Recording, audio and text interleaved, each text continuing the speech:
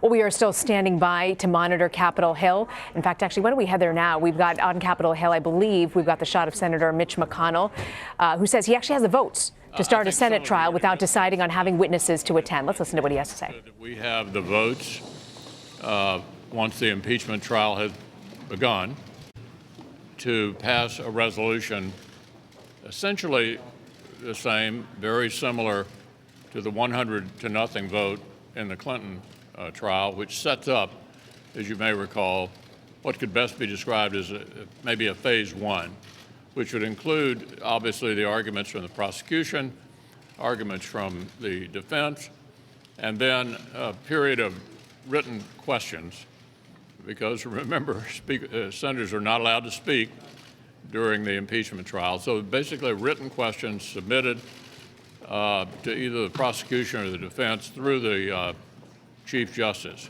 At that point, during the Clinton trial, the issue of the appropriateness of calling witnesses was addressed. Obviously, that is the most contentious part of one of these proceedings, and that'll be addressed at that time and not before the trial begins. With regard to getting the papers, it is a rule of impeachment in the Senate that we must receive the papers. It continues to be my hope that the Speaker will send them on over. The House argued that this was an emergency. They needed to act quickly, that the President was such, apparently, from their point of view, such a danger to the country that they needed to really rush this through.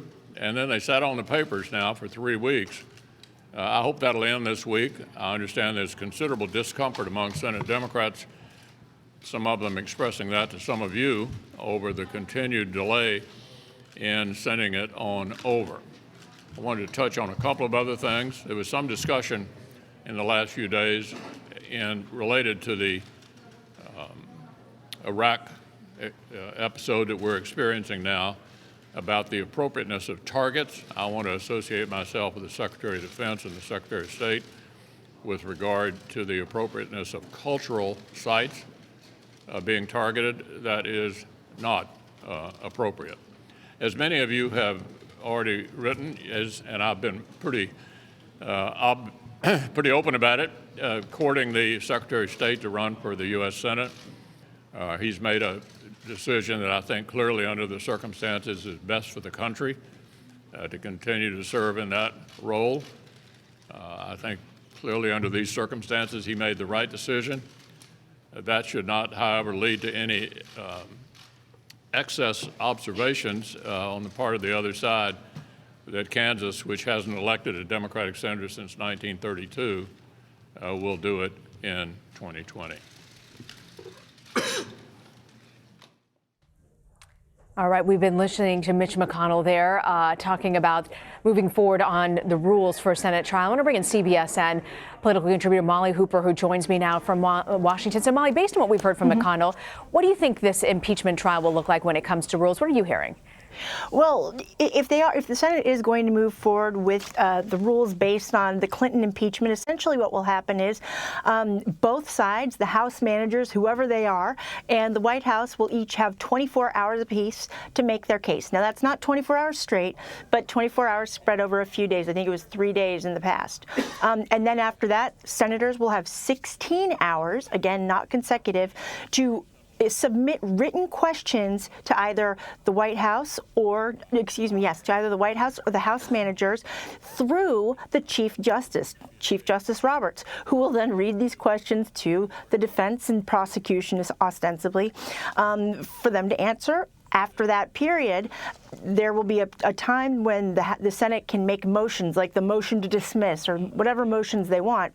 But before there's a vote on that, each side, meaning the White House and the House managers, will have 3 hours apiece to argue to add new witnesses to introduce new witnesses to this case or new documents. So I could see something like the emails that just came out from justsecurity.org. The House managers arguing that they want to depose or to have John Bolton come up before the Senate. And essentially, before there's even a vote on that, the Senate goes back to those original motions, like, say, the motion to dismiss.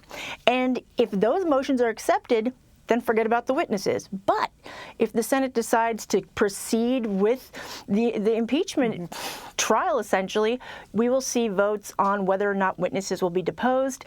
And that's really what they would be voting on, whether or not these witnesses would be deposed. Now, the next step comes in the deposition, and then coming back to the Senate, where the senators can then make a motion to hear from the witnesses directly. But there's a few steps before you even get to that witness, directly hearing from witnesses part. So overall, Molly, deep breath. Deep breath. Overall, though, when you step back, people are all wondering, will John Bolton get that opportunity to testify in this? But correct me if I'm wrong, but what I'm hearing from you is there are a series of steps in place and things that have to happen well before we would even potentially hear directly from John Bolton. Exactly. And even before the Senate even votes on whether or not to hear from those witnesses, the full Senate will take a vote on whether to dismiss the charges. And that's according to the Clinton rules, the Clinton impeachment procedures. But if in this, interim time between when Senate Republicans, essentially when 50 plus 1 senators agree to moving forward with this set of rules, if there is some change of heart per se, and maybe Democrats come on board and people start working together, maybe it changes up a little bit. But I really, given the current political climate, I just don't see that happening. Speaking of political climate, I've got to ask you about, Senator McConnell noting that House Speaker Nancy Pelosi still hasn't turned over the articles of impeachment. Got to do that before the trial begins. Have you heard anything more, any rumblings on Capitol Hill about when Pelosi, what she might actually plan to do at this point? Well, I mean, we've heard from people like key figures like Adam Schiff, the House Intelligence Committee chairman, who will probably be one of those House managers, saying that Nancy Pelosi is coming closer to making a decision as to when to send over the articles of impeachment. I have a feeling she might do it by the end of the week because neither side wants this to drag out too long. This runs up against the political schedule, as I'm sure has been mentioned earlier this morning, with Iowa coming up on February 3rd, the State of the Union on February 4th, and then, of course, all the primaries. Neither party, Republicans included, necessarily want to be sitting in the Senate, which is what the senators will have to do for essentially 6 days a week. And you have 5 Democratic senators who are currently vying for the Democratic presidential nomination. And that's very valuable time that they will be spent planted firmly in their seats, submitting written questions. They're not the ones asking them, they're submitting them. So Nancy Pelosi, I have a feeling, is going to be moving those over sooner rather than later. All right. And Molly Hooper coming to us from Washington. Molly, thank you very much for this update. Thank you.